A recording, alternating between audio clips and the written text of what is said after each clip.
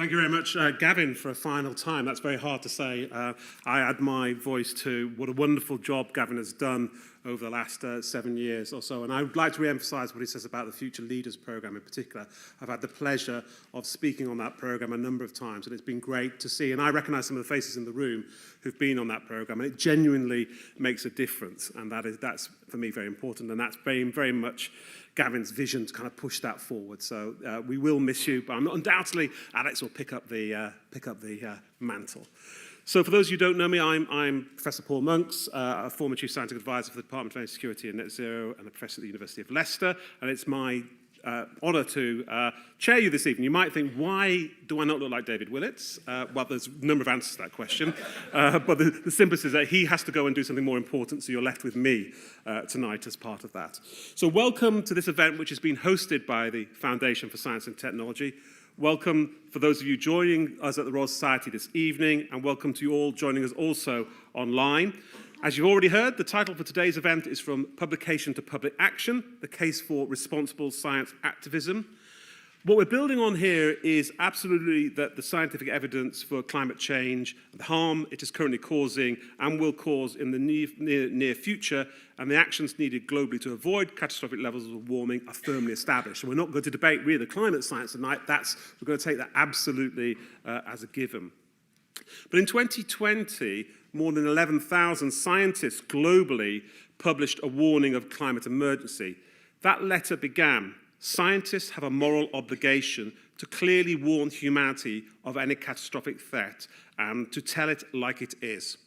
On the basis of this obligation, we declare, with more than 11,000 scientist signatories from around the world, clearly and unequivocally that the planet Earth is facing a climate emergency." There's a huge amount of work that takes place at that science-policy interface, but scientists across the globe argue that policy action is not happening at anything like the scale that is required. So today, we're going to be asking whether scientists could and should lobby for change beyond providing scientific evidence, bringing both the expertise and their passion rather than retaining a professional detachment and feeding into the science advisory process. So we're going to explore the question, is there a case for responsible scientific activism where scientists speak out to affirm the reality, gravity and urgency of the multiple challenges that we face? And if there is, how should the science community, universities and other employees and the science structures in government respond to that challenge? And I asked my wife on the way to the station this morning what she thought, and luckily I caught my train. So I already know that we're in for a fulsome evening of debate on this sort of topic. So we're going to hear from a wonderful set of four speakers with 4 short presentations, and then we'll have a panel for those of you following online. Can I ask if you are following online that you go to Slido and put your questions on there. We'll be monitoring on those, and I'll try to be my David, and coagulate those questions into some sort of coherent form. We can do that at any time. You don't need to wait for the Q&A to start. So without further ado, let me introduce our first speaker, Dr. Charles Gardner. Now, unfortunately, Charles has come down with an illness, but he actually has risen from his bed to actually give us a short video on this. So we're actually going to have a video from him. For those of you who don't know, Dr. Charlie Gardner is a conservation scientist turned activist and writer, an associate senior lecturer at the Durrell Institute of Conservation and Ecology at the University of Kent. I'm not going to make any comment on that. He spent most of the 2 decades working to conserve tropical biodiversity before shifting to climate change. He left academia to focus on driving society towards social tipping points as a climate communicator, writer and activist, and is a member of Scientists for Extinction Rebellion. Charlie, over to you, hopefully with a video that will now play. Thank you. Good evening, and thanks for your understanding in allowing me to join you this evening by video. It would have been such an honour to speak at the Royal Society, and I'm really sorry to be missing the event. I'm Charlie Gardner, and ever since I was a young child, all I've wanted to do was help conserve nature. So I became a conservation scientist. Like medicine, public health, and countless other fields, conservation science is a mission-driven discipline. We don't carry out research purely because we delight in knowledge and understanding, but because we hope that our knowledge will be used by decision makers and others across society to make the world a better place. We do it, in other words, because we believe our research findings will lead to positive change. But I've grown increasingly frustrated and disillusioned through my career in conservation, because while we were compiling an ever more impressive and irrefutable body of knowledge that both demonstrated the need for conserving biodiversity and showed how it could be done, it hasn't been leading to change. The natural world continues to be destroyed, and economic policies the world over continue to favour the destruction of the living world over its conservation. Exactly the same has been happening with climate change. We've known about the threat for a long time, and the number of research publications addressing the causes, impacts, and threats of climate change has soared, alongside research on how society should respond. Yet they've done little to stimulate the policy changes that are so urgently required. Despite decades of ever more strident scientific warnings, no country on Earth has a plan to phase out fossil fuels, and the volume of anthropogenic emissions continues to grow year on year. The science is very clear that we need to be slamming on the brakes of global emissions, yet the foot is still firmly on the accelerator. Something is clearly very wrong in the way society has responded to scientific warnings. In 2019, I heard about Extinction Rebellion on the news and headed to London to join their international rebellion. It was one of the largest acts of civil disobedience in modern British history, and it shut down 5 parts of London for days on end. And it was immensely effective. Within 2 weeks, Parliament declared a climate and environment emergency, and the protests were found to be extremely influential in Theresa May's government becoming the first OECD country to set a legally binding decarbonisation target. They also generated extraordinary levels of media coverage of the climate and nature crises, leading to a televised climate debate between party leaders ahead of the 2019 general election. The protests and resultant press coverage, in turn, pushed levels of public concern to unprecedented levels. And in 2020, climate and the environment became the top concern for British voters. In just a few weeks, a few thousand people had catalyzed a sense of urgency that the global scientific community had failed to bring about through decades of warnings. Decision makers had found the scientific warnings easy to ignore, but here were people who had listened to the science, been stirred into action, and made themselves impossible to ignore. As part of it, I felt powerful and influential for the first time in my career, and it led me to rethink how best I could bring about change as a scientist. In my career, I had a very simplistic, even naive view of how research influenced policy. I felt that if the scientific community generated information and provided it to decision makers, those decision makers would use that information to make wise decisions in the public interest. I also believed that if we communicated our findings to the public, then people would pressure decision makers into making wise, evidence-based decisions. But after becoming an activist and more closely investigating just why society has been so slow to take action on climate and nature, I've come to see policy making very differently. For scientists aren't the only interests seeking to influence governments. Looking at climate change, it's easy to see why we fail to take the action that science shows we need.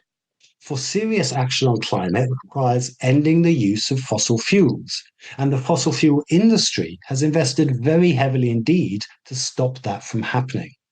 Most obviously, it's done so through political donations and lobbying. There are no running totals, but this table shows the lobbying spend of 5 destructive industries in just one country in just 1 year. Collectively, these and similarly destructive industries, like plastics and construction and motoring and mining, have spent hundreds of billions of pounds in circumventing the democratic process to avoid being regulated out of existence.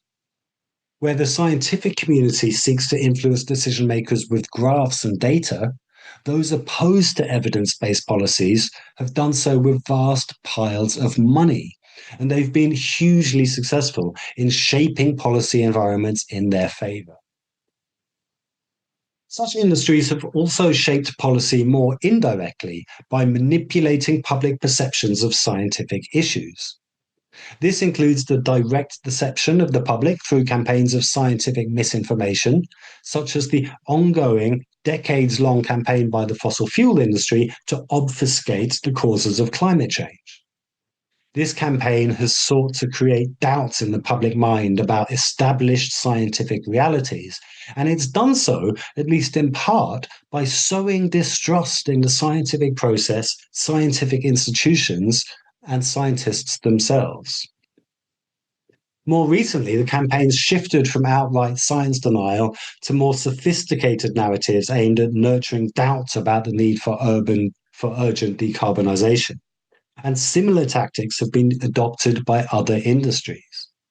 As shocking as it is to consider, many of the world's most destructive industries actively invest in muddying public understanding of key scientific issues. As the history of our global response to climate change shows, policymaking is not the information deficit problem I once thought it was. Rather, it is a contested space, a battle for power and influence between those who advocate for evidence-based policies and the special interests who lobby to prevent the adoption of the very legislation that science suggests is necessary in order to maintain and eke out the highly profitable status quo.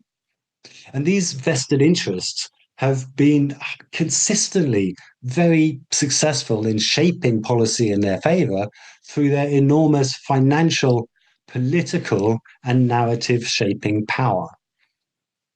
In this context, I've come to believe that the best way for scientists to push for evidence policies may not be simply in generating more evidence, as vital as that is. Rather, it may lie in lending our weight to the social movements, building a counterpower to the narrative, to the power of corporate vested interests. Indeed, social movements are increasingly recognized by sociologists, as well as scientific bodies like the Intergovernmental Panel on Climate Change, as essential for catalyzing the transformative society-wide changes we need. As the suffragettes, civil rights movement, and other social movements through history have done, the climate movement has built pressure for policy change by disrupting the day-to-day normalcy of the status quo and making what were previously peripheral issues impossible to ignore. It's done so through three main mechanisms. The first is disruption, and by blocking roads, occupying buildings, and otherwise getting in the way, activists can force decision makers' hands to make policy decisions by increasing the costs of continuing to do nothing. The second mechanism is the effect of activism on public concern. Activism gets the issues talked about on the news and in the papers, particularly when it's disruptive, and that media coverage leads directly to increased levels of public concern. To understand the third mechanism, we must turn to social psychology and recognize that we are social animals who look to each other for cues as to what to think and how to behave. When the fire alarm goes off, you don't immediately start to run. You look to other people to see how seriously they're treating it, and only if they are concerned do you begin to treat it seriously yourself. Activism's effective in raising concern because it's a persuasive and honest signal of the urgency of the issues. For why else would anyone willingly and voluntarily risk arrest if the issues weren't deadly serious? There are a number of reasons that the scientific community should, in an increasingly shared opinion, engage with and support the social movements who have done so much to change the conversations on climate and nature breakdown, as my colleagues and I have detailed in a range of recent publications. But to my mind, the most important reason is that society relies on the scientific community to inform it of danger. Yet in limiting our efforts to scientific papers and written collective warnings, we have failed to communicate the danger effectively. If I was to tell you now that I can smell smoke coming from downstairs and I worry my house might be on fire, but then was just to continue giving this talk, you of course wouldn't believe me. Yet that's precisely what the scientific community is doing by publishing our warnings and then simply getting back to work as if nothing was the matter. Actions speak louder than words, and the scientific community has both the power and the duty to act as if the truth that we have revealed is, after all, real. Thank you very much.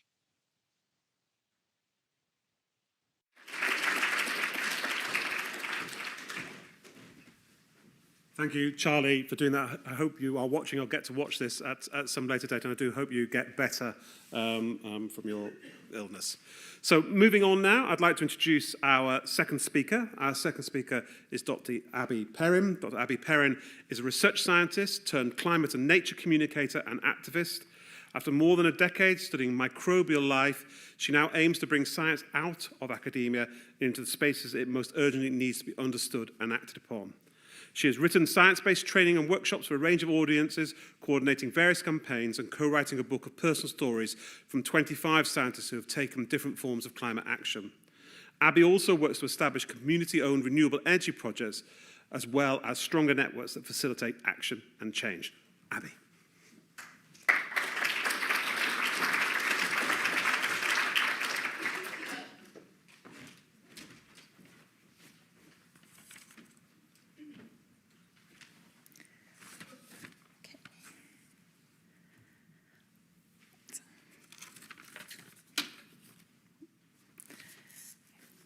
So, I've loved science for as long as I can remember. I've never loved standing up in front of a room of people and giving a talk. So, just bear with me a little bit, perhaps.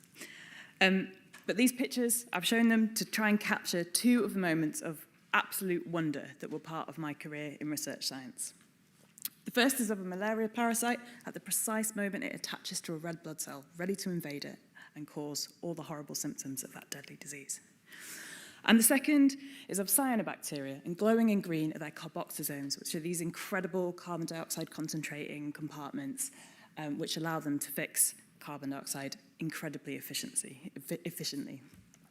That was an incredible thing to be able to see as a research scientist. To get to a point where I was involved in the taking of these pictures, I trod a very well-trodden path in academia. I thoroughly believed that research was the best way I could use science to make a positive impact in the world. But when I first began to understand and critically really feel the scale and urgency of the emergency we're facing, that trajectory in academia was disrupted.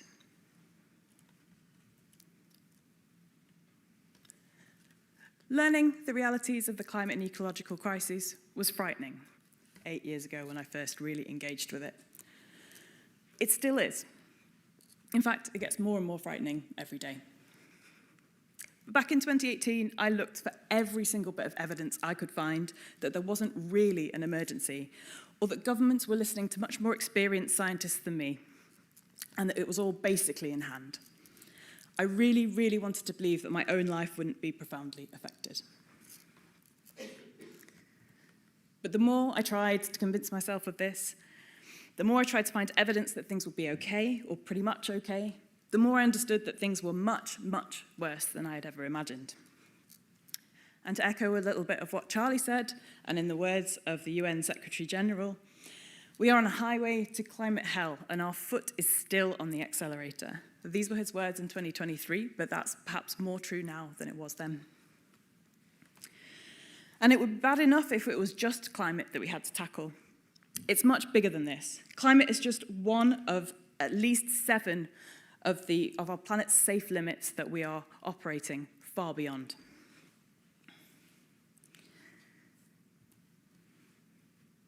This was known in the global scientific community for a long time, and it certainly was known in 2018. But my experience Being a research scientist in that environment would never have told me that. Nothing around me was really changing. In the lab, we were conducting our experiments, planning long-term research programs, as if the world was going to stay roughly the same for decades, if not much longer to come. It didn't make sense anymore, holding those two dual realities, and I didn't know what to do. I've never seen myself as someone who breaks rules or acts in any way, in any kind of extreme way. And when climate protests arrived on the streets of London, where I was living at the time, back in 2019, it was with huge fear, massive trepidation, that I joined them. Finding a group of scientists within the environmental movement was truly transformative, though. I learned a huge amount of actual science in those spaces, really important things that the rest of my science education hadn't taught me, or barely even touched on. But perhaps even more importantly, I've learned how to be effective with that science by being a scientist activist. Charlie talked quite a bit about social movements, and I'm sure Jeff will expand on talking about protest and other things. But I don't think any of us in this science activism space consider it just to be about visible or disruptive or even particularly provocative forms of action only. There are a plethora of ways that scientists can support social movements to be effective. And that could be through researching different strategies, that could be helping activists to communicate science accurately and effectively and confidently. It can be contributing an expert testimony to a public hearing, for instance. And there are many, many more ways of engaging in activism that we can talk about for the rest of this discussion. Scientist-led activism doesn't have to involve social movements at all, although there are lots of reasons why social movements can be incredibly effective vehicles for it. Our workplaces and institutions, as well as every community that we're a part of, need to transform rapidly to be able to weather the storms that are literally coming our way and fast. The action that happens in wider society shouldn't just be dictated by scientists. I'm not saying that at all, but science and evidence are vital to informing and underpinning effective action. Scientists have so much we can contribute as part of that, in bringing science into society. All of these different forms of action are important, and they're all interdependent. We can't really have one without the other. And there's no hierarchy. To enable the kind of change we need to protect ourselves, others, and the world around us, the world we love to study, we need to work together, all of us using our skills, positions, and connections in the ways that we can most be effective. So I'm not here to tell you that you need to take any one course of action.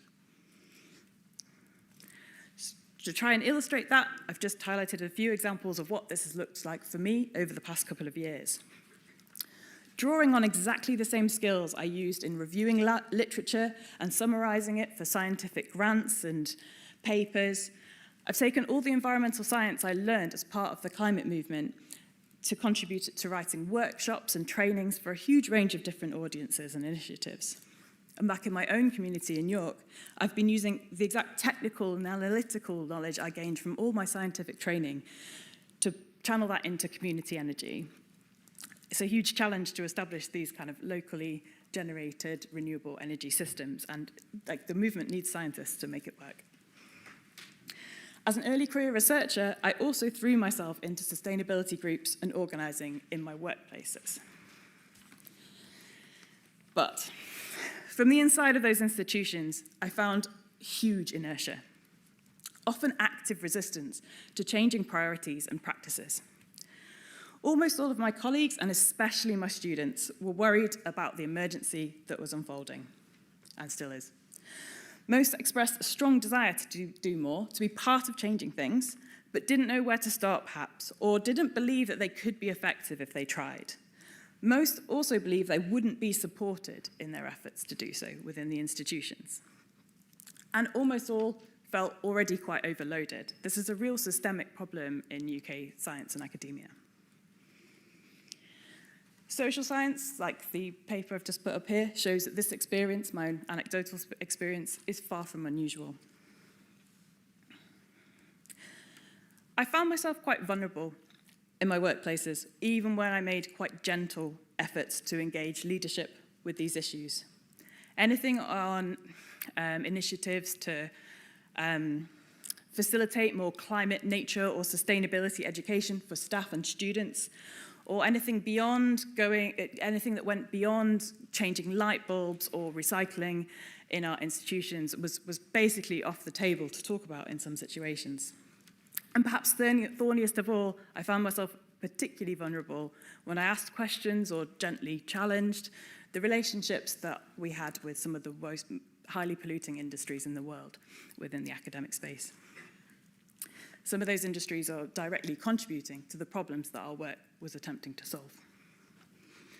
I was regularly told that enough was already being done, that other things were more important, or that changing things within those institutions was simply not possible.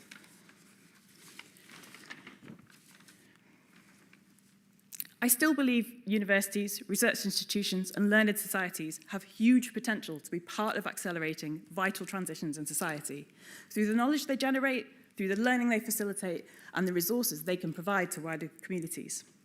But ultimately, I left academia with an extremely heavy heart, feeling that I'd largely failed to play a meaningful role in any of that happening where I was. And my experience is not unique. But it doesn't have to be this way. Activism and academia need not be in conflict.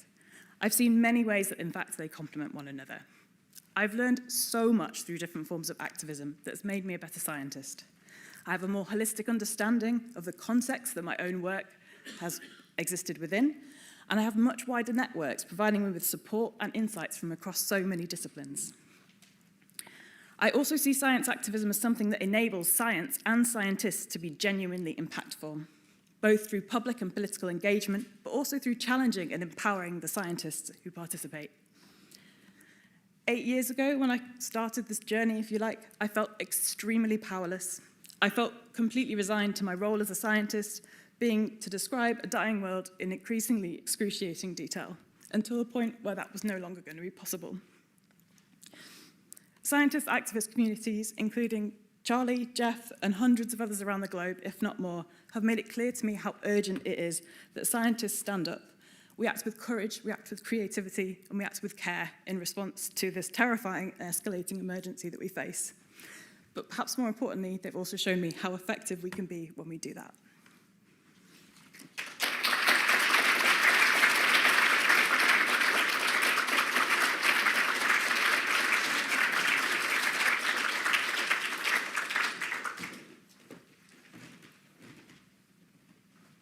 Thank you, Abi, for that. Our third speaker is Professor Jeff Waage. Jeff Waage is a part-time agricultural ecologist at the London School of Hygiene and Tropical Medicine, where he was formerly the director of the Leverhulme Centre for Integrative Research in Agriculture and Health, and of the London International Development Centre. He now spends much of his time supporting community-led nature restoration projects in North London and is a member of Scientists for Extinction Rebellion. He has worked in the science advisory roles internationally and on advisory committees for DEFRA, Natural England, DFID, and RCUK in the UK. Thank you, Jeff.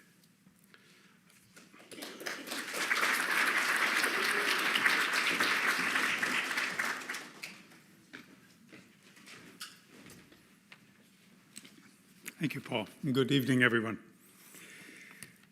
As Paul pointed out, I'm an ecologist by training. You might note that we've sort of selected opposite extremes of the academic lifestyle, our life stages between Abi and me. I'm an ecologist now facing a new career in conservation after what we call retirement. After 50 years working in agriculture, environmental, and more recently public health sectors. And during my career, after an initial decade of focusing on research, I found myself increasingly involved in designing research programs and running departments and research institutions, nationally and internationally through a long period with the British Commonwealth. And in that science management role, I found myself particularly frequently drawn into providing scientific evidence for policy making. For instance, in a program to reduce the unnecessary use of pesticides in tropical countries, I found that helping ministries to ban demonstrably dangerous chemicals was a real challenge more than that created by providing appropriate scientific evidence, particularly because of the local influence of international agrochemical companies. I learned that effective stewardship of scientific evidence into tangible policy change for the benefit of communities requires that scientists become savvy and good communicators. And in the last 20 years of my career at the University of London, I found myself in various scientist advisory roles. Paul's alluded to various departments. And that process I learned about and learned a lot about. It's a process that works. It's a process that is very slow, moving from committees to policymakers to policy action. But it is effective. It takes a long time, understandably subject to competing policy issues, understandably subject to political change and the change of governments and ministers, and susceptible, as Charlie has pointed out, to outside lobbying and influence. It was during that time, about 10, 15 years ago, that I had a Damascene moment. I was participating in a Rockefeller brainstorm on the future of environmental research at their Bellagio Conference Center, when our group woke up one mid-workshop morning to the news that Donald Trump had been elected President of the United States, which was his first presidency. We stopped the workshop and redirected it towards the question of how to promote scientific evidence in a hostile political environment. And by the end of that meeting, we'd all agreed on the need to broaden our scientific engagement beyond just advising governments, but to embrace instead broader social and societal opportunities to communicate important scientific evidence to the public. And following this experience, I witnessed, as Charlie did, the way in which social movements like Extinction Rebellion were successfully bringing environmental issues into a very public space. And I came to the view that the climate and ecological emergency needed more such a public engagement to challenge the reluctance of governments to address this issue with the urgency that it required. The problem was immense and complex, the need for science-based policy change too urgent to rely on the action of simply advisory committees to governments and policy making in that way. So I joined the scientist group that supported Extinction Rebellion movement. The role of my fellow scientists and I played here was to help interpret the science for public action campaigns, to keep it precise, to keep it accurate, to keep it off the hyperbole that so easily wanders into, and to bring in other scientists into the movement and to address issues of particular relevance to science. So for instance, to give you a few examples of the kinds of things that we've been talking about, we challenged the sponsorship of our National Science Museum by fossil fuel industries. We believe that these companies were greenwashing their reputation and misleading young scientists and the public about their true commitment to scientifically sound energy futures. I think recent history has shown that to be true. Over a couple of years, we engaged and debated with Science Museum trustees and director. We conducted public-facing actions outside and inside the museum. We encouraged leading researchers and teaching organizations to publicly challenge the museum's policy in the media. Some museum policy was changed. Some fossil fuel sponsorships were ended, and the challenge still continues. And I'm not saying that science activism brought all this about. Success has many parents, but I'm confident it made a critical contribution. The picture of me over there comes from efforts to address the ecological emergency. Some of the big pictures you saw with those posters, No Nature, No Future, over the last few years. Our scientist group helped in the organization execution of 2 public actions in 2023 and 2024, which each brought over 60,000 concerned citizens to this capital to ask for action on nature restoration. Scientists played a major role in these, in particular by engaging and encouraging the big UK nature NGOs like RSPB, National Trust, Wildlife Trust to come off the fence and onto the streets. And they did. And they continued to do that. In these events, the presence of scientists symbolically in white lab coats, rather uncomfortable for some of us, particularly the psychologists, was requested by the public we were working with and much appreciated. Participants told us that it made them feel more confident and creditable to have us there supporting them. Now, let me stress that I do not feel that scientists should abandon our historical role of providing scientific evidence to advice to committees and policymakers in government. Not at all. I'm only arguing that given the urgency of addressing climate change, and given the enormous effort being made now to suppress and distort the scientific evidence in this area, scientists need to consider doing more to bring science into a more public arena to achieve the objectives that nations and the private sector set themselves in the Paris Accord in 2015, which are clearly not being progressed. Now, as a scientist who's near the end of his formal career, I feel I have a particular obligation and a particular opportunity to do this. An obligation because the climate and ecological emergency happened on my watch. I failed to recognize and act on it in a timely manner, with all the taxpayer money that had been spent on educating me as a scientist. So it's about time maybe I did something.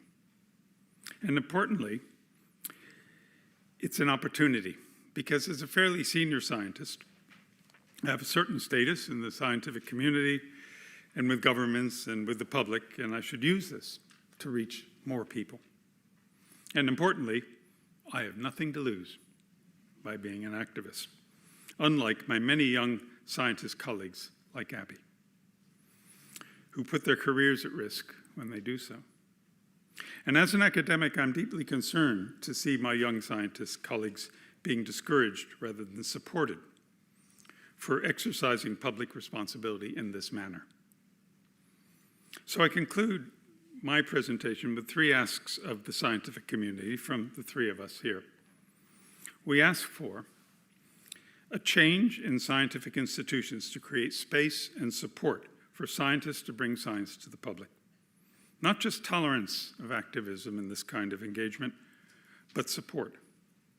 Now, most universities now expect their staff that they make social contributions as a rewarded part of their career. In my university, this is called citizenship, and it covers such things as sitting on committees, working with ministries, and so on. I think supporting public action in climate change as scientists should be accepted as that kind of citizenship.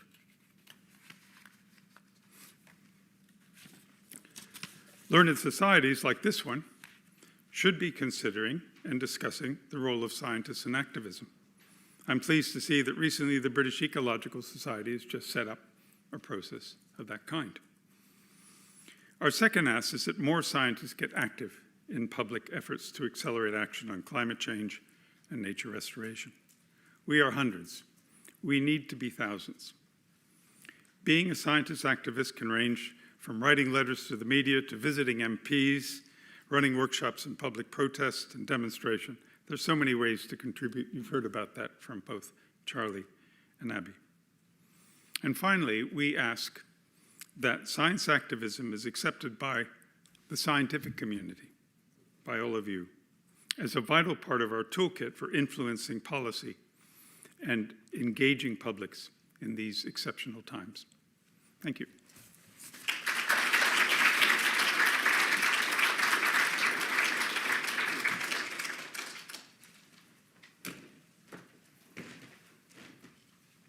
Thank you, Jeff. And can I encourage people online to put any questions on Slido? That is not actually the right number that is on there, which is not going to help around that. The right number is 186-7733. 186-7733. So moving on now to our 4th speaker for tonight. I'm going to introduce Professor Sir Mark Walport. Sir Mark Walport is the Foreign Secretary and Vice President of the Royal Society He was previously the Chief Executive of UKRI, and before that, the Government Chief Scientific Advisor and the Head of the Government Office for Science. He has many previous career highlights that include Trust and latterly Chair of the Kennedy Memorial Trust, Member and latterly Co-Chair of the Prime Minister's Council for Science and Technology, Director of the Wellcome Trust, Professor and the Head of Division of Medicine at Imperial College, London. And that number again is 1867733, not that number there. Thank you.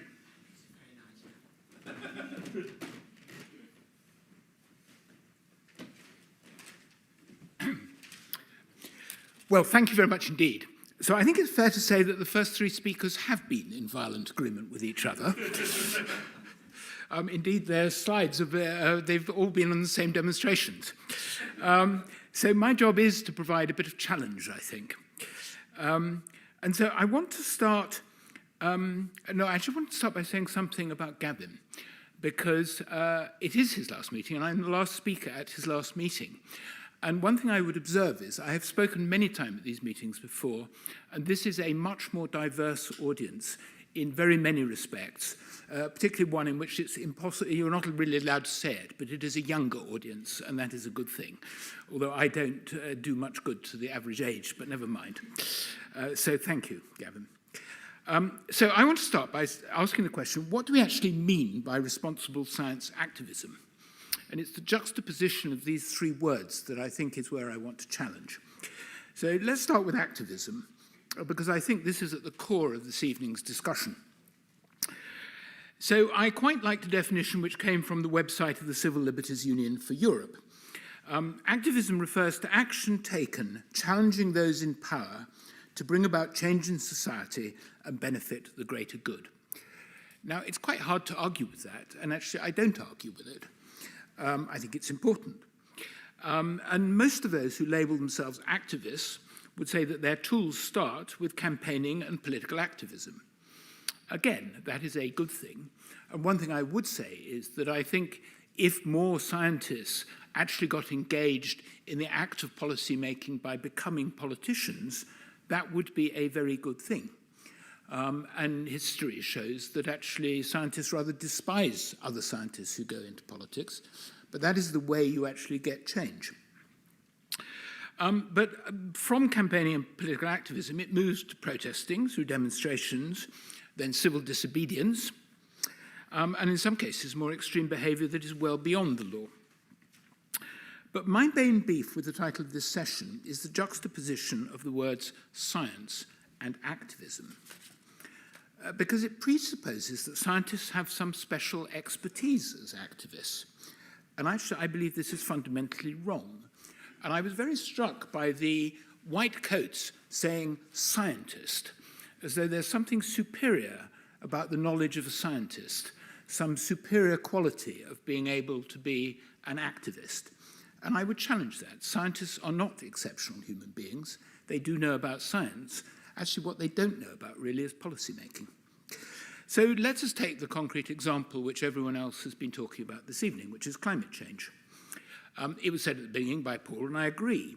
The evidence is so overwhelming that the current pace of climate change has anthropogenic causes. It's not really a subject of argument. There are very few politicians in this country who would disagree with that. That's the easy bit. Furthermore, I completely accept the need for urgent decarbonisation. But of course, there's a question about how urgent, and I'll come back to that in a minute. So the challenge is, what should be done to prevent or mitigate climate change, and mitigate, which immediately takes us to some of the most difficult policy choices that politicians have to make. And at the heart of this is something that has not been addressed so far in this evening's event, which is an intergenerational question. How do we balance investment in current versus future generations? And that is the great challenge for politicians and policymakers around the world. This is a time when current generations, particularly young people, are feeling the pinch around the world. And of course, we're lucky because we're in relatively rich countries, but many people are not. And they are also losing trust in democratic governments that don't appear to be working for large numbers of voters. And I should say that the premise of all the previous speakers is that science activism is successful. I'm afraid the evidence simply doesn't support it. The reality is that we are, if anything, moving backwards when it comes to policy action for dealing with climate change and indeed the other major environmental challenges that the planet faces. So the intergenerational equity question is one where, none of the scientists here have mentioned it, and I don't think have any special expertise at all. There are two, if you like, extreme possible answers, which is that we could invest everything in the future, but that would have huge immediate cost implications, which would affect the lives of people living at the present. Or an alternative position, which I don't agree with, is we could simply ignore the future and say we don't care about future generations in order to tackle the major issues affecting present generations here and around the world.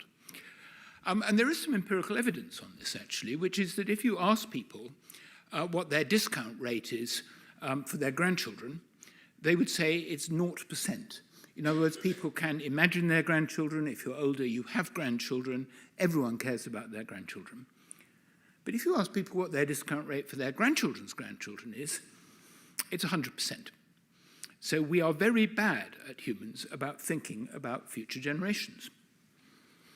And that is a challenge. And I'm afraid there's plenty of evidence that policy decisions now are being taken that favour older rather than younger members of society, particularly in those countries with ageing demographics. So the voters vote against the interests of younger people because, of course, there are more older voters, and younger people tend to be disillusioned and not vote as much as they should. So the reality is that most policymakers don't come out with either one extreme or the other, but unfortunately most of the policy decisions are significantly nearer to caring for the present at the expense of the future. Now, I'm afraid science does not and cannot provide the answer to the intergenerational question. And the challenge I would make is that I think putting the juxtaposition of the words science and activism is wrong. Because it claims that scientists have some special locus. What about lawyers? What about school teachers? What about school children? Why don't they have badges saying school child or whatever? But for some reason we see these signs saying scientist. Now there is also another weakness of so-called science activism. Of course there's an imperative to move away from burning fossil fuels, but there is also, I'm sorry to say, an imperative to maintain the functioning of advanced, largely urbanized human environments. The heating systems in the UK are still very dominated by gas, for example. Transport is a long way from being decarbonized. So stopping the use of fossil fuels overnight would have pretty devastating effects on sophisticated urbanized societies. And activists, I think, tend to look at issues through a telescope with a rather narrow angle of view, if I can put it that way. I hope I'm wrong, but I think what is going on in and around the Strait of Hormuz may provide a stark illustration of the consequences of a severe sudden loss of global supply of fossil fuels. But I think there's something else, which is that we will all have seen the images of the tankers stuck on one side or other of the Strait of Hormuz. And they just show that in spite of all the claims about how effective science activism is, the reality is that there are vast amounts of fossil fuel being transported around the world, and the need for this means that the market price is going up dramatically at the moment. So I think the consequences for rich countries of what's going on will probably be mainly economic, but it won't be pretty. So, on the initial presentation, good policymakers do examine potential policies through a wide-angle lens. And there are three things that need to be looked at. People are always coming up with great ideas for policies, but often they are completely infeasible to deliver. So the first question policymakers ask is, are they feasible? They also, of course, do ask the question, what does the evidence show? In other words, what do I know about X or Y in order to make my policy decision? Policymakers look to see what the unintended consequences of policy decisions are. The third and most important in many ways is whether electorates are likely to accept them or not. Now, none of these three lenses are the domains of expertise of scientists. And indeed, the rather rare scientist who does become a politician, they don't always succeed unless they're good at looking at all these three necessary domains of effective policy making. However, I think there's a second form of activism, which is to ensure that the evidence from rigorous science is properly fed into the processes for policy making nationally and internationally. And this is achieved, as Jeff has said, by the provision of accurate scientific advice to policymakers. That is the domain of science advisors to government. It's advice that is not delivered through a megaphone. It's advice that's delivered as part of the process of policy making, rather than after the policy is made, which is too late. And it is advice that's gathered from the best experts, wherever they are. And the role of science advisors is to act as a transmission mechanism between the outside world of science and the inside world of government. Science advice can also be provided in the public domain by effective communicators of science, and I have got no disagreement with any of the previous speakers about the importance of the public communication of science. Finally, I just want to turn to the question about what we mean by responsibility, responsible. And this is actually, funny enough, the hardest of the three words combined in this discussion to define, because what is considered responsible is often in the eye of the beholder. And I'll end by quoting from a blog entitled, What Does It Mean to Be Responsible?, which is on the British Academy website by Professor Ilan Barron of the University of Durham, which is a blog I think worth reading. And two quotes provide the gist of his argument. When we think of being responsible, responsibility tends to include a moral component, even if that morality changes based on context, person, time, and place. And responsibility emerges when we are faced with something not working as it should, when the meaningful structures of our societies begin to break down and we're forced to confront more about ourselves and our world than we normally do. So in that context, I'm perfectly happy for scientists to be activists, but I do not accept that they are science activists.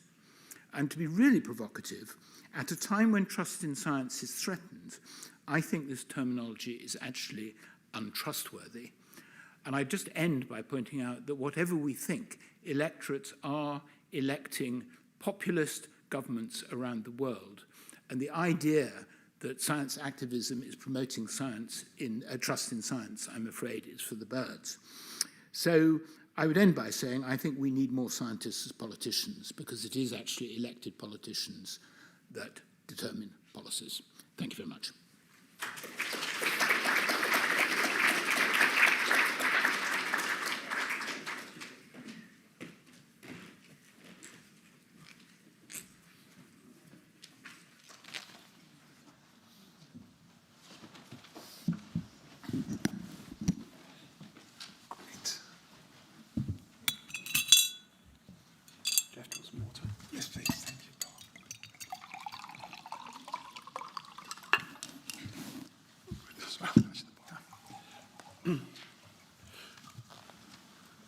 Great. Well, the favourite part of the meeting now, the discussion part of the meeting, and I think we've had an interesting spread of views, and I think we're here to kind of probably agree disagreeably. I think somebody else has got that already patented, but I'm not quite sure who yet. But I think kind of hear and pull apart some of the arguments that we've heard tonight and the diverse views that come with that, and think about what does really responsible science activism look like. Mark's argument is that some of that is incompatible with policy making, and we've heard arguments for what can be achieved through different versions of activism and science activism tonight. So I think I'm going to turn straight to the floor. If you are online, please do put your questions online. 1867733 is the right one. And if you please do upvote your favourite questions, I can come to that as part of the evening. So I'm going to go straight to the floor, and in the normal way, I'm going to try and get kind of 2 or 3 questions for the panel to digest at a given time. So who would like to start off. I'm not seeing any hands at all. Oh, no, here we go. There we go. Super. Lady there first. Yeah. I just happen to be nearest the microphone, so. Hi, I'm Hilary Levers. I'm CEO of Engineering UK, not necessarily speaking in that capacity. And that was a very powerful ending to the presentations, which I just, being fresh in my mind, would be great to pick up on. Actually, the position that activism doesn't increase the popularity of a particular position. And I'm not sure what evidence we have for that, and particularly going right back to the start of the presentations, where popular movements have often been galvanized or led by extreme activism, which then kind of can make the middle path a little bit more palatable, as it were. I would also fully support the premise that many more scientists and engineers should become politicians. I'd love to see that. But they are still then led by the need for the popular vote, and also, to return to that earlier point, about driven by their funders. So I'd be interested in how we can actually just have a response to that funding cycle as well. Okay, great. Thank you. Lady in front on the right here in the blue top. Hi, I'm Jane from the Institute of Physics and also one of the Foundation Future Leaders. So thank you very much for all of your presentations. I just wanted to understand a little bit more about both perspectives, because to me they seem quite complementary. If you could have scientists as politicians and activism raising it on the public agenda, I don't necessarily see them as opposite sides of the spectrum. It would be great to have scientists as politicians and then also public interest in an issue. Then the politicians are more likely to push through that policy, but perhaps that's just my limited understanding of how the political process works. So I guess, does it have to be opposites, or could it be part of a complementary spectrum of activism? Super. And one more question. Jim. Yeah, it's Jim Skeen. I'm chair of IPCC, so I don't have a question. I just have opinions. So let me come on that one. Just to say, I was particularly attracted by this topic because I spend a lot of my time, our elected scientific members of the IPCC Bureau sometimes go into activism mode and express their opinions in the media. And I have to spend an enormous amount of time explaining why that is not the consensus view that was reached by the IPCC governments. But the one observation I would make, the scientific community is not homogeneous. It's a kind of ecosystem in its own right. And some people occupy niches that may take them more towards activism, and some may take them more, like me, towards the more institutionalized aspects of science that are going to be a little bit slower. But the invitation I would have on the activist side is a bit of self-reflection to understand the difference between a scientist's opinion and a scientific truth. Because in my view, sometimes these things can be confused a little. And I can see it because we have 650 scientists from diverse countries. And there is an extraordinary correlation between the broad views that scientists express and the positions of their countries. So you get environmental activism in Europe, greater concern about poverty alleviation and development in other parts of the world. And so, the kind of things that come up, I'm just looking at the zero-order draft of the latest working group reports. And scientists love to pronounce about how their work is important in the context of the Paris Agreement. And 90% of the time, they interpret the Paris Agreement wrongly, and we need to correct them before it finally comes out. There are many scientists, especially from the developing world, who much more think about poverty alleviation, development, and the consequences of environmental action for that, rather than just the environmental side. And just a couple of really provocative ones to flag up here. We have a sister panel, the Biodiversity and Ecosystem Services panel. And in our view, they are much more policy prescriptive than IPCC is. And that's a very interesting phenomenon. It's partly the nature of the governments that come to it. And may I say that some of the strongest environmental activism actually comes from the physical science part of IPCC, rather than the parts that are more concerned with the social and economic side and the policy implementation. So I hope that's provoked a little. Opinions, are not a question there. But could I just say to Jeff there, as somebody, you know, I'm roughly at the same career stage as you, I guess. And who knows, once I finish this conservative, boring IPCC job, I may have my Road of Damascus moment as well. So I offer you that encouragement. Excellent. Right. So we've got a wide range of sort of kind of questions and comments there. Activism. Does activism really increase popularity and the funding links? You know, aren't they two sides of the same coin, was the argument? Aren't they just different perspectives, and we should take that into account? And Jim's asking for a little bit of self-reflection from the activist of opinion versus truth. And activism is a very, I think Jim is arguing that it depends on very perspective-driven. Where you are drives the perspective of that. A little bit to Mark's earlier argument, there's not a single truth in this, if you will, around it. So I'll start. I am going to start on the left and move to the right. It's not to make Mark the last person every time. We will vary it. So Jeff, any thoughts on what you heard there? Any sort of reflections? Yes, a couple points that came up. One was one of the initial questions, I think, referred to whether activism makes scientists untrustworthy. It's a really interesting question. There is a growing body of research, but it's still very small. There have been no systematic reviews of it as yet. A recent paper by Laura Thomas Walters at Yale reviewed studies of whether activism has an impact on policy and on public opinion.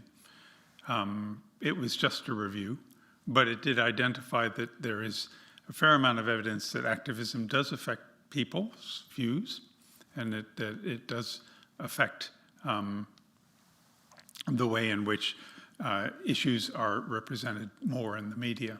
That doesn't necessarily lead to change. But it does indicate that, as Charlie pointed in some of his examples, that activism need not have no effect. But also, other studies indicate, for instance, that the trustworthiness of scientists is limited. The effect of activism on the trustworthiness of scientists is limited. There are a number of studies there which are increasing. So I think that the science is out on it. There needs to be a lot more. But I'm not aware of any strong evidence that activism has no effect on public opinion, and nor that activism has no effect, has an effect of reducing the credibility of scientists. So I do agree with Jim that different scientists come to the issue of climate change from different perspectives. Having worked most of my life in tropical countries, I appreciate that issues there are very different from here. And that indeed, those scientists are advising governments who want advice in different topics. And so I suspect they come to the IPC and other organizations with their experience of working at that interface with their own governments, which might be more concerned about the effect of climate change on poverty and on food than the effect of climate change on the economy. Super, let's keep moving. Abi. I think the violent agreement in the room is that there is no one prescriptive way to engage, and there's lots of different forms of action, and all of them are important and valid. Where there seems to be this conflict is around this idea of credibility and trust in scientists. And I want to argue as strongly as I possibly can that aligning our actions and our words makes us more credible. Like to use Charlie's analogy, if we say we're in the building is on fire and we don't leave, how can we expect trust in our message to be generated? So if we're saying publicly the scientific consensus is that there is an emergency, but we're just going to continue the way things are, then I think that's the biggest threat to our credibility that there can possibly be. We have to align our actions and our words. And the threat we face is so severe that I don't think there is such a thing as a disproportionate response to this. I think all forms of responses, we need all of them. Yeah, it's really hard to convey like how little I see the urgency in any of these spaces where I'm talking. We know that these threats are completely existential. It's quite jarring to hear things like about, there being a trade-off between current and future generations, when the action to protect current generations and future generations is exactly the same. We need to decarbonise as fast as we can, protect nature, and build different societal structures that enable humans to actually survive, let alone flourish. And that is incredibly urgent, and it's missing from almost any conversation I have in a scientific institution these days. Mark, what about that challenge around urgency then? So I want to pick up Hilary's point first, which is the problem is that it isn't a popular movement. It's very important, and I've got no disagreement about the science at all. But the reality is, if it was a popular movement, if there were lots of votes in it, then things would be happening. There aren't lots of votes in it, and the reality is that we're seeing populist governments elected. And to deal with sort of the point that Jeff made in response to Jim, activism is specific, it's not generic. And so there's going to be no universal answer as to whether activism is effective or not, because it depends about activism about what? And it's exactly the same when it comes to trustworthiness, and it's a point that Honora Neal has been making for many years. Trust is actually very context-specific. And the area where science runs into trouble is when scientists are seen to be telling people how they should live their lives. And unless you can persuade people that people should be living, there's no point in pretending that doing everything now doesn't have consequences for people who are alive now. It does. Does it have important benefits for their children who are young and will experience much worse climate change than people of my generation? That's undoubtedly the case. But the reality is that unless you can persuade voters to vote in governments that will take greater action, then I'm afraid we're not going to make progress. And just look at the Straits of Hormuz and see how many tankers there are, see where they're going. And this is the real world in which we live. And so I just think this is making generic statements that activism is a good thing or a bad thing, or that science is trustworthy or not, don't make sense. You have to look at each one in its own context. So I recognize the priority. I think it's really important that scientists get the best advice. Sorry, that scientists give the best advice. That's Jim's job to a very large extent, and I largely agree with what you've said.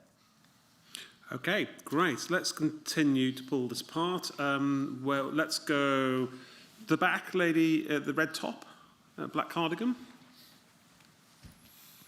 And collect a few again. We'll come down to then sort of Charles and Ed. And keep on going. Yes, sorry. That's okay. So I'm Rosalind Mist. I work at WWF. I used to work here at the Royal Society. And I don't actually know where to start. One of the things that we know from all the data that we look at is that scientists in scientific institutions are the most credible messengers on climate change. The other thing that we know is that people do care about climate change. They don't believe that other people care about climate change to the same extent. So if you could take those two things together and reflect on what you've said and what scientists' role should be, because activism has many, it's a range. There are different ways that you can be as a scientist, but there is something special about scientists, and there is definitely something around the public caring, but not believing that other people care. Doesn't mean it's a vote-winning issue, I understand that, but there is something there that I think would be interesting to explore. Great, let's continue down there, down to Charles here.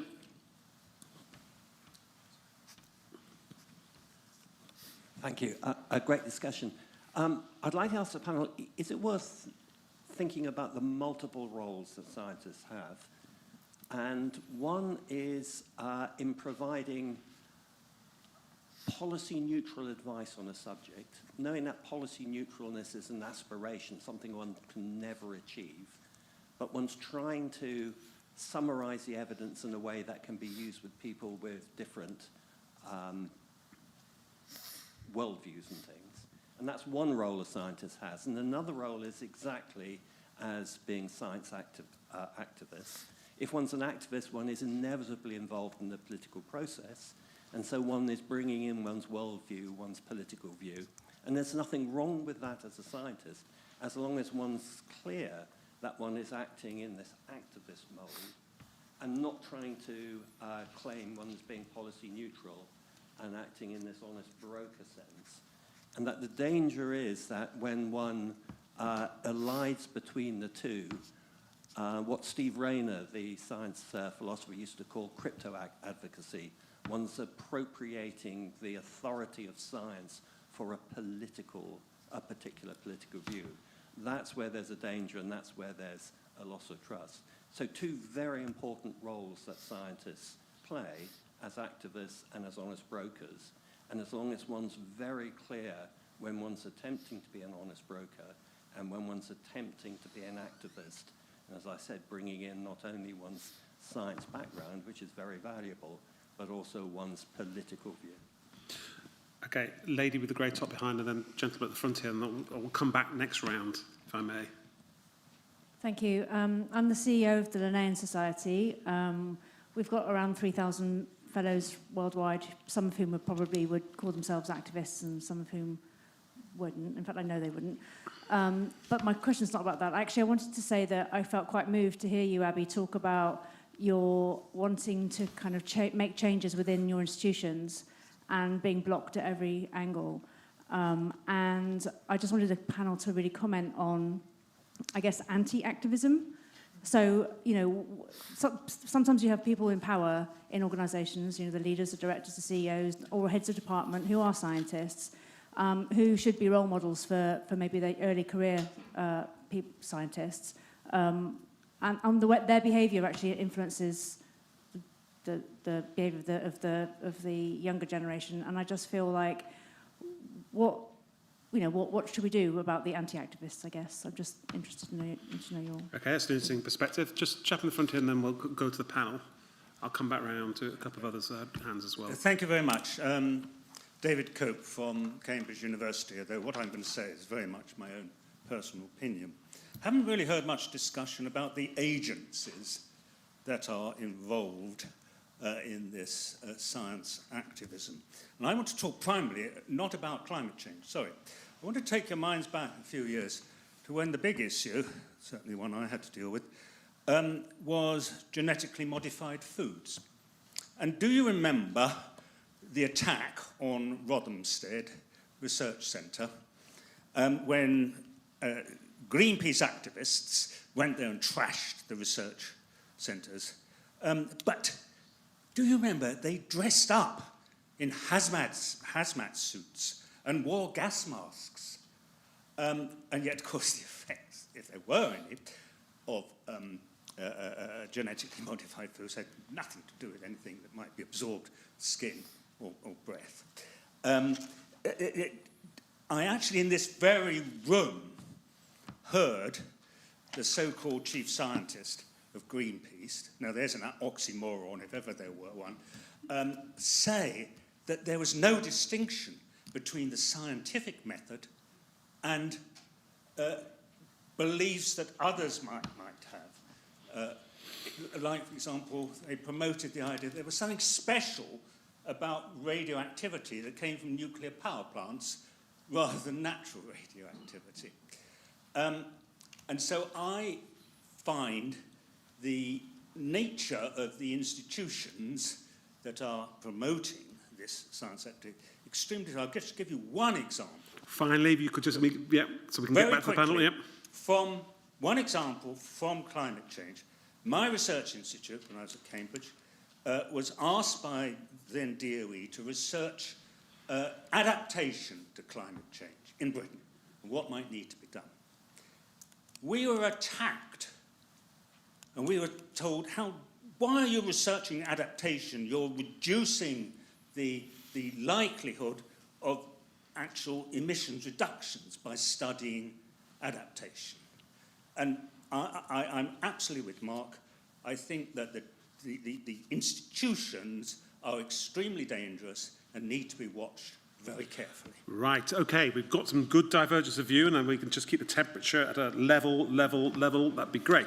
I think that would be just what I took from that round, we've had a little bit about credibility of institutions. I think the point about actually, are we arguing in some senses about two different things here? Recognise there are multiple roles for scientists in the system. It's actually when those two things conflate that actually the issues are there. What about institutional anti-activism, where people are against that? And is there an element of sometimes scientists? That last question I would just interpret as is an element of scientists using science in a disingenuous way in order to create a point or a position around something, like the example with genetically modified foods. So, Mark, I'm going to start with you this time at this end of the table to give your reflections on that, as they say in the civil service, rich set of questions. Yes, indeed.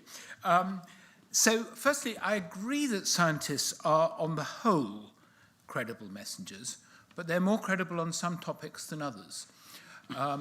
And a topic that I'm passionate about is actually vaccines, which couldn't be more important. But the reality is that we have a remarkably poor uptake of vaccines, and we're seeing the consequences of that. So, scientists are very credible on the Higgs boson or on the latest astronomical discovery, or indeed on the latest piece of ecological discovery. So this is topic-based. And the question is, why aren't voters voting for the sort of policies one wants? And I just think it's wrong to think that the policy decisions here are easy.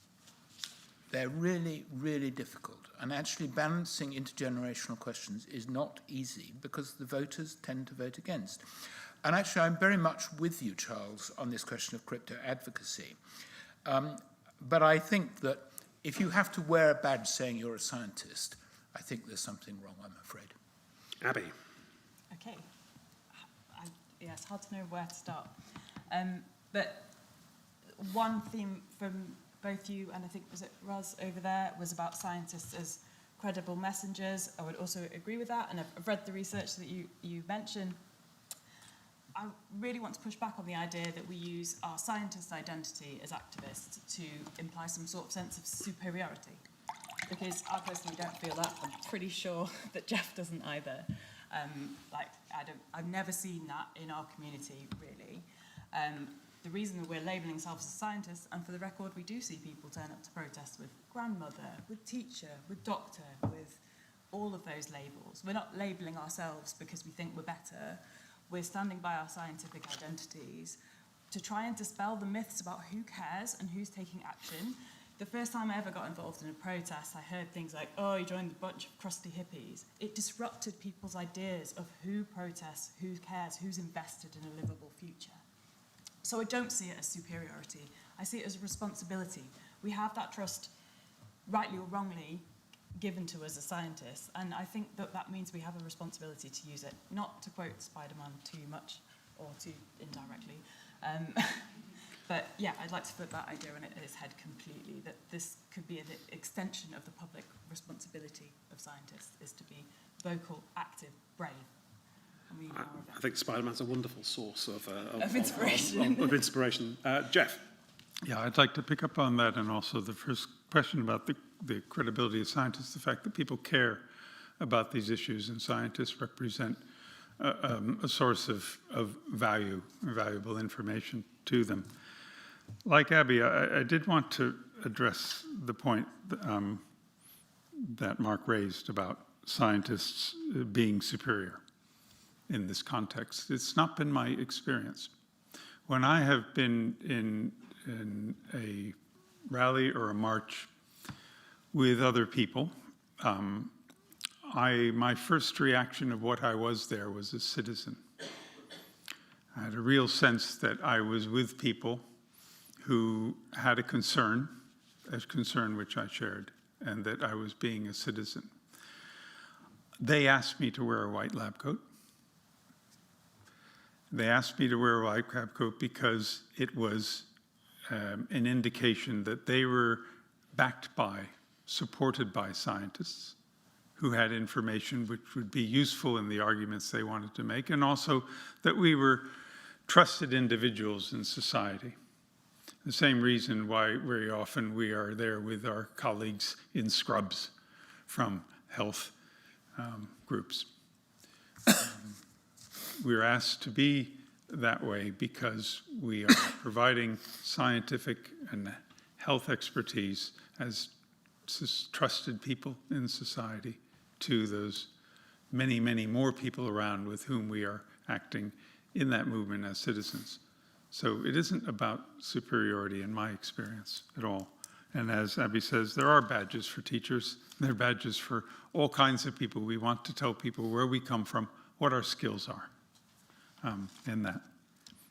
Okay, can I move on, keep it going, unless you've got another point that you really want to make? Well, just one very small point, very small point.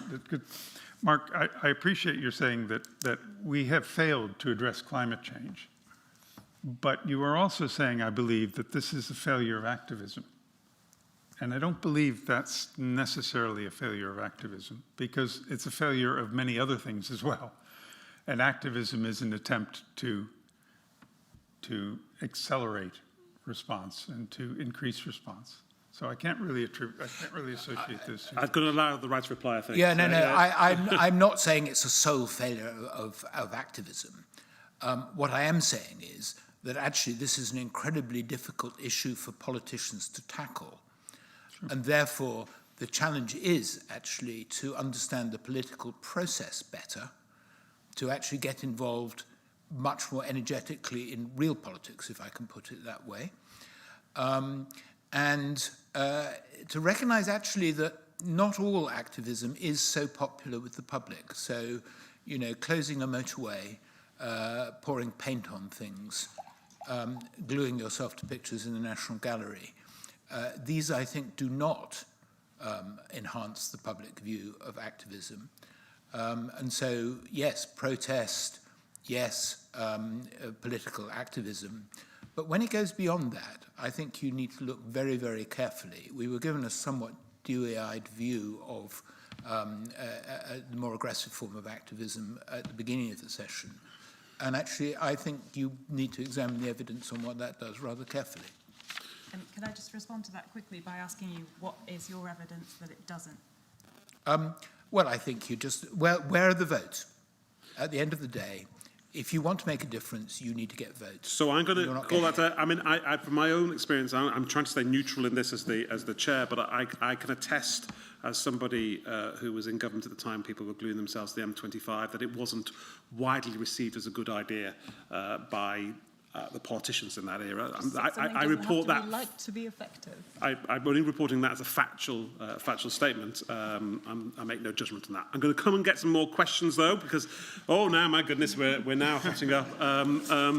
I'll go to Ed, who I promised, and the lady in white next, I think, and the lady in black, and the gentleman there. I see one at the back. We'll try and squeeze it all in, because this is probably one of the last rounds. Ed. Good. Ed Hill, former director of the National Oceanography Centre. I'd like to hear the panel's views on two ways in which activism can be seriously counterproductive, and therefore scientists run a risk of really getting tarnished by becoming associated with it. One is around mass disruption, which is of an indiscriminate nature, where we've seen on our TV screens real distress being caused to vulnerable individuals. And I noticed that Extinction Rebellion, in its 20 to 23-week quit statement, has rowed back from some of that, but other groups haven't.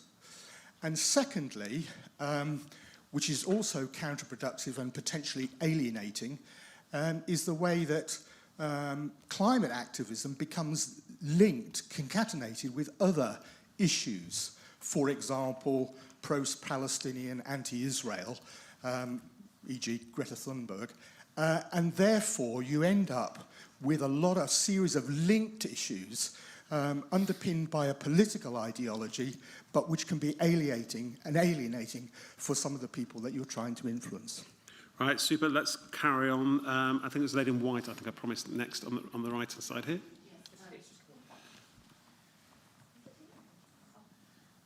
Hello, my name's Juliet.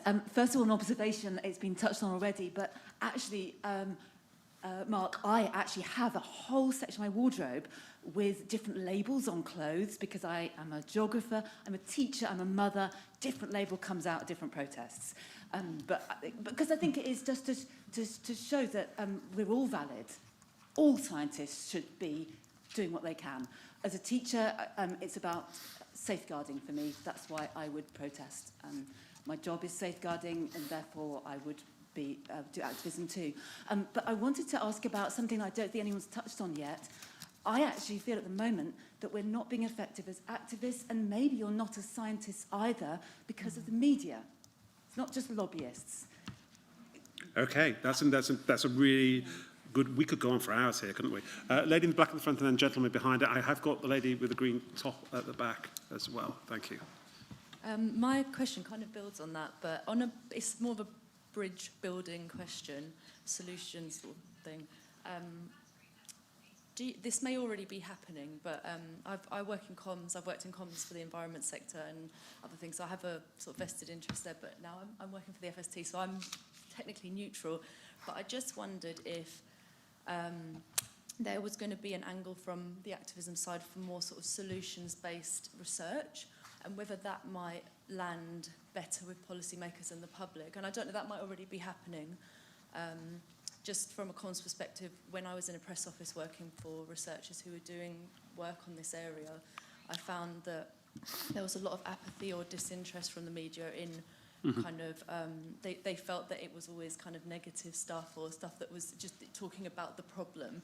And I'm sure that's something that has already been discussed, but I just wondered if the panel could talk to that. That's really solution-oriented. I've got another one online here. If activism is irresponsible, what other options do scientists have to impact policies? That solution space that we're looking again for as well.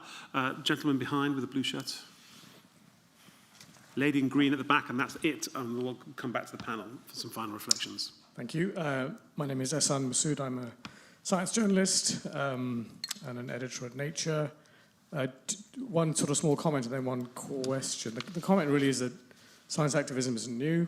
There's an extremely long history. There's a great literature around it. And I feel like a lot of this discussion is quite ahistorical. You know, we're not really talking about Shell and the Agoni, the Brent Spar, the Chipko movement in India. I mean, you know, you could go long before. I've been in this business of 30 years. People who've been here much longer than me have a lot more experience of reporting the relationship between science and campaigns and activism. But I guess the question that I want to pose to the panel, to all of you, and I guess in some ways it comes back, Mark, from what you were saying, which is that, you know, we are in a period, a political period, where we are electing more populist governments.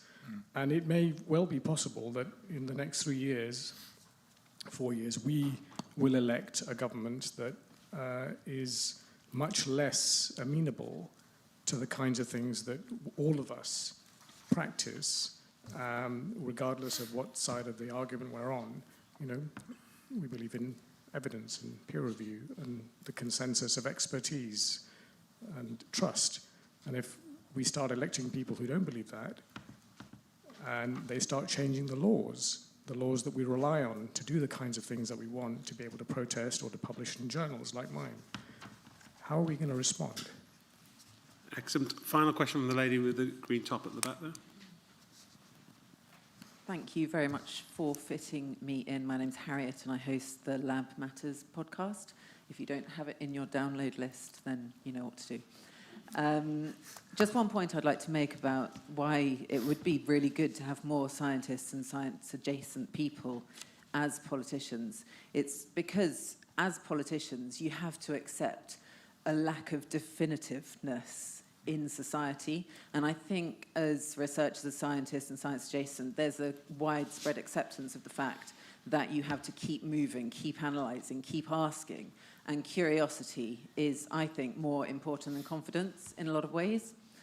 So the question, to Mark's point earlier about the trade-offs between now and the future, I wondered if the panellists had any examples of costs that they would deem to be acceptable when it comes to protecting the future at the cost of the present. Okay, super. Like, so very, very, again, interesting round. is activism counterproductive in the mass disruption and alienation sort of question? Really somebody bringing out the question of what is the role of the media in this? You know, maybe we're aiming at the wrong people for this. Can we have more solutions rather than problems? What is the solutions part of that? How are we going to influence populist governments, many of whom have indicated they would have very strong anti-climate positions? And how do we get more scientists and politicians drive that curiosity? Some reflections on that. It is, I think, Jeff, your turn to start. Okay, thank you.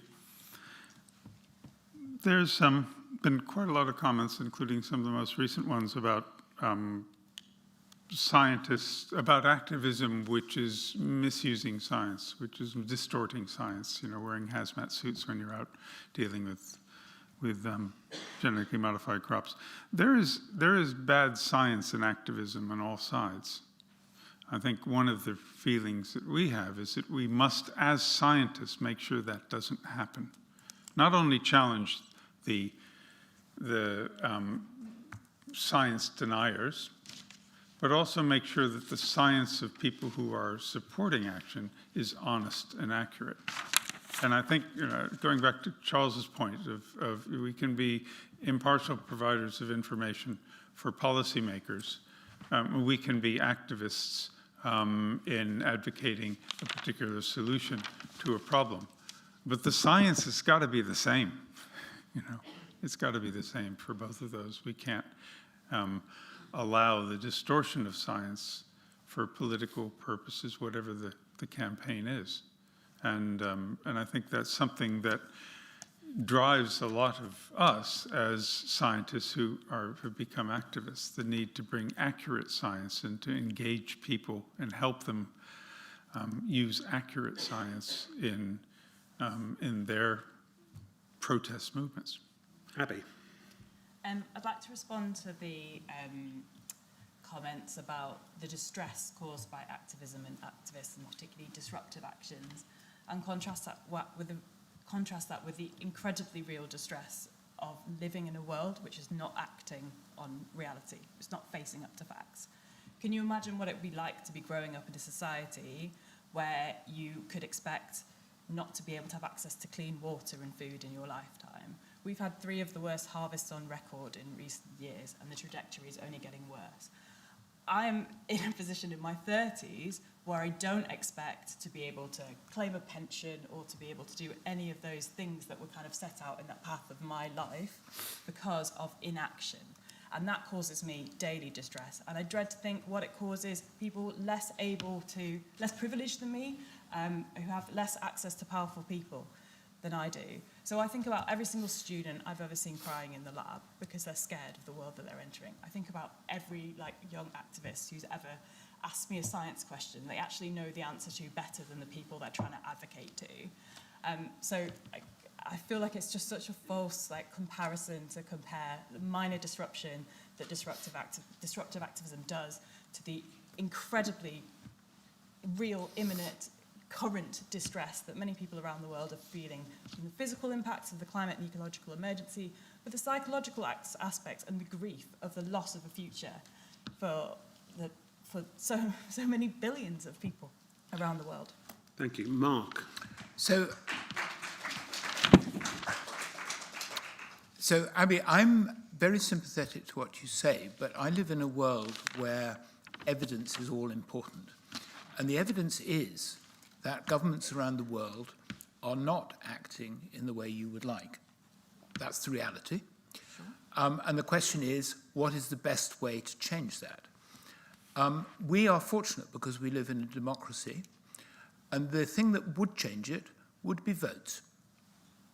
And that is the big challenge. And so, to me, labels don't actually matter that much. It's votes that matter. And all the evidence is that democratic societies are choosing populist leaders who are going in exactly the wrong direction. And you've only got to look across the Atlantic to see the effects of that. And so this is the real world. Now, blaming the media for this I don't think is appropriate either, because actually there's some extraordinarily good science media, and I would have talked about the Science Media Centre if I'd had a bit more time. So you can pick your media, it's like everything else. I mean, there's nothing new in this. People choose the media that they want to read because it sort of resonates with them. And like it or not, I think there is a balance that politicians are treading between the interests of the old and the present and the interests of the young and the future. And you can see that in all sorts of aspects of government policy at the moment, where young people are losing out, whether it's student debt, whether it's access to housing, when it's the length of time that people will need to work before they get their pensions. Again and again, I'm afraid I think that my generation votes against the interests of younger people. And so the reality is, yes, activism is fine, as long as it's responsible. And I do not think it is responsible activism to disrupt society, mainly because I think it rebounds against you. So activism by protest, activism by political involvement, those are all really important. But I think you need to look very carefully at the more extreme manifestations of that. I think about the point about the sort of correlation with other forms of activism, probably true to some extent, but I don't think that's the fundamental issue. And the reality is that, like it or not, this is a really, really hard decision. It does matter. And I think there is room for activism. I think there is room for the sort of advice that Jim provides in his role in the IPC, where the actual nature of the evidence is really important. Nothing is quite as cut and dried as is sometimes presented. So we do face a difficult future, and it's not just climate, it's pollution of every sort, actually. It's hard to look at the world and think that I'm afraid Thomas Malthus was probably right. But that's maybe not a happy note to end on, but that's where I end. So, wonderful. Thank you very much to all our panellists. I don't really know how to summarise this session in many respects, but I think that is in some respects the conclusion. There isn't a conclusion to this. What we've heard tonight is arguments for the role that scientific activism can play. We've heard other arguments about how that might play out in different contexts. I'm very much left with the thought, having chaired this panel and listened to both sides of it, a lot of this is contextual. You know, if you want to influence policy with evidence, there are ways of doing that. Activism may have a role to play in different elements of that, and we should respect each other and each other's views for that, but recognise that we probably have a divergent view on how to achieve the same outcomes. I think the challenge of urgency has come across quite clearly in the panel, and the challenge of generational fairness as well has come out quite a lot in this as well.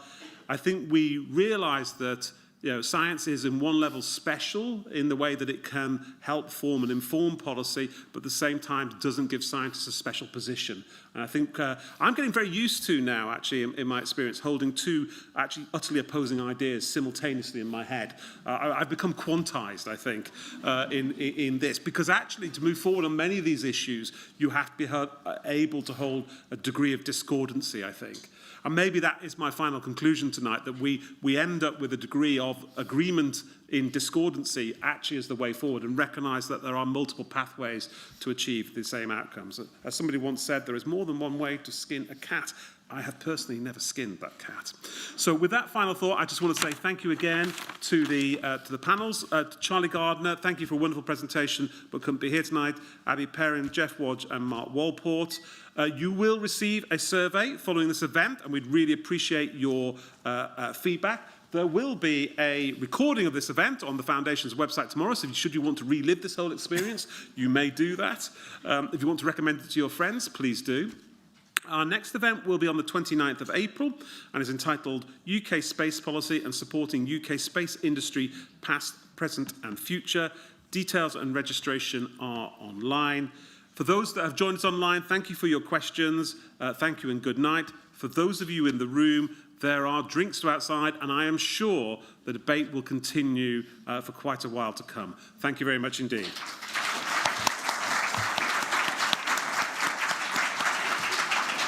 Thank you very much, Jeff.